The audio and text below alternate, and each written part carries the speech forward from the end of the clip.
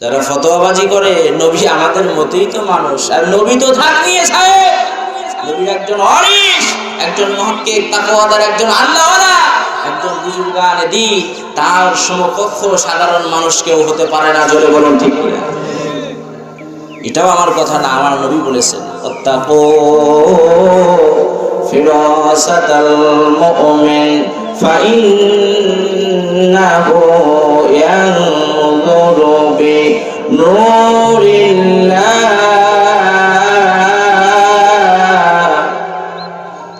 আল্লাহ পাক আমার আপনার নবীর জবান দিয়ে প্রকাশ করেছেন। নবীজি বলেন, আত্তাকু, তোমরা ভয় করো, তোমরা সতর্ক হও, সাবধান হও, ফিরাসাতাল মুমিন, মুমিনদের দূরদৃষ্টিকে, তাদের আপনার অন্তর চক্ষুকে। কেননা ফাইন্নাহু ইয়ানজুরু বিনূরিল্লাহ, তারা আল্লাহ পাকের নূরের সাহায্যে পৃথিবীর সব কিছুই দেখে। জোরে বলুন না সুবহানাল্লাহ। আল্লাহর ওলিরা তাদের অন্তর দৃষ্টি দ্বারা, অন্তর চক্ষু দ্বারা সবই দেখে।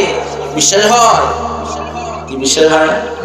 একদম নগদ আপনাদের খেদমতে বলতে চাই, আমি গোলাম যে দরবার থেকে, যেই মাদ্রাসার আমি একজন অযোগ্য খাদেম হয়ে আপনাদের মাঝে এসেছি, যিনি প্রতিষ্ঠাতা ছিলেন, আপনাদেরই রত্ন, আপনাদেরই মাথার তাজ, আপনাদেরই সোনার মানি মুক্তা, যার জন্ম এই লক্ষ্মীপুর গ্রামে আতাইকুলো থানাবস্ত হয়েছিল রে বাবা, মরহুম শাহ সুফি পীর কামিল আল্লামা হযরত জয়নুল আবদিন রাহমাতুল্লাহ আলাইহি নাওয়ারাল্লাহু মারকাদাহু। সকলে বলি আল্লাহুম্মা আমিন।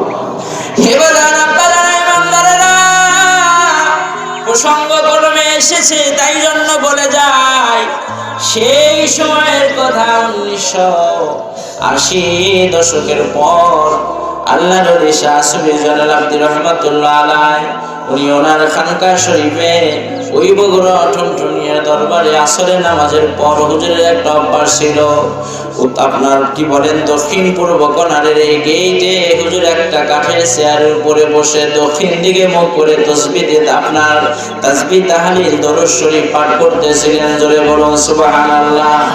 সেই মুহূর্তের কথা, সেই দিনের কথা আমাকে মাত্র কয়েক বছর আগে আমাকে জানালেন আল্লাহর বান্দা, তার নাম জয়নুল আবদিন মাওলানা সাহেব, গোবিন্দগঞ্জ আপনার থানায় তার বাড়ি, এখনো বেঁচে আছে। আমি যখন গাইবান্ধায় মাহফিলে গিয়েছি, ওই হুজুর তিনিও মাহফিলের দ্বিতীয় বক্তা, ওয়াজ করে এসে আমাকে জড়িয়ে ধরে বলছেন, হুজুর এমন এক মাদ্রাসার আপনি শিক্ষক, এমন এক দরবার থেকে এসেছেন, যেই দরবারের, যেই মাদ্রাসার যিনি হাদি পানি ছিলেন, তিনি একজন যত্রতত্র সাধারণ মানুষ নন, তিনি মস্ত বড় অন্তর চক্ষু খোলা একজন আল্লাহর ওলি ছিলেন। আমি বললাম, ভাইজান, ও মাওলানা সাহেব, কি জানেন তার ব্যাপারে আমারে বলবেন? কয় বলার জন্যই তো আসলাম। কয় বলেন কি? আমি বললাম, বলেন তো কি কথাটা। আল্লাহর বান্দার এবার মাওলানা জয়নুল আবদিন সাহেব বলতে আছেন, আমার বাড়িতে অনেকগুলো আম গাছ, কাঁঠাল গাছ, জাম গাছ ছিল, তুলনামূলক কম।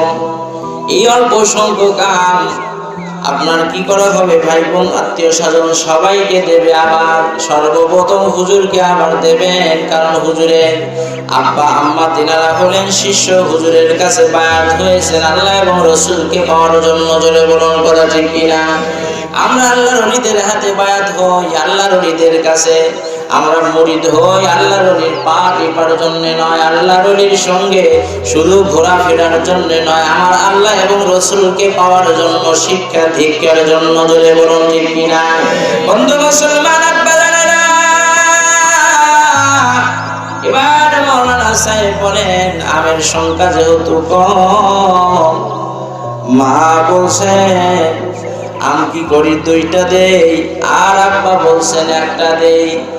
নবী আপনার বাবাই বলছে আপনার একটা দেওয়ার জন্য, মা বলছে দুটো দেওয়ার জন্য, কারণ দেওয়া তো বরকতান, 10টা দিলেই তো কি, আর না আপনার না দিলেই কি, হুজুর তো দিলেও খুশি, না দিলেও খুশি, অতএব একটা দিলেই বরকতান হয়। আব্বা বলেছে আপনার একটা দেওয়ার কথা, মা বলেছে দুটো দেওয়ার কথা। শেষ পর্যন্ত মায়েরটাই প্রাধান্য পেয়েছে। দুটো আম নিয়ে আমি গাইবান্ধা জেলা গোবিন্দগঞ্জ থানা থেকে সুদূর সেই বগুড়া ঠনঠনিয়া দরবারে হাজির হয়ে গেলাম। অতঃপর আমি যখন খানকা শরীফের পাশে হুজুর আসরের নামাজের পর বসে আছেন। আমি হাজির হয়ে আস্তে করে সালামের নজরানা দিয়ে বিনয়ের সঙ্গে আমি সালাম দিয়ে দুটো আম যখন হুজুরের হাতে আমি হাদিয়া যখন দিলাম, আল্লাহর ওলি হযরতে মাওলানা শাহ সুফি জয়নুল আবদিন রহমাতুল্লাহি আলাইহি মুস্কি হেসে বললেন, বাবা ও বাবা, দুটো আম কেন নিয়ে আসলা? বাবা বলছিল একটার কথা একটা আনলেই তো পারতা।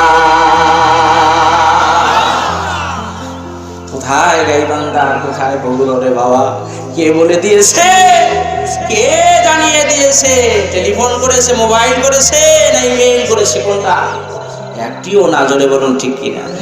এটা অন্তরের আপনার কি হয়ে গেছে? ইমেইল হয়ে গেছে। অন্তরের আপনার নেটওয়ার্কে আপনার ধরা পড়ে গেছে। আমার বাজার আব্বারা ইমানদারেরা, এই সমস্ত আল্লাহওয়ালাদের ব্যাপারে আমার নবী বলেন, আত্তাকু ফিরাসাতাল মুমিন। এ দুনিয়ার মানুষের আল্লাহওয়ালাদের অন্তর চক্ষুকে তোমরা ভয় করো।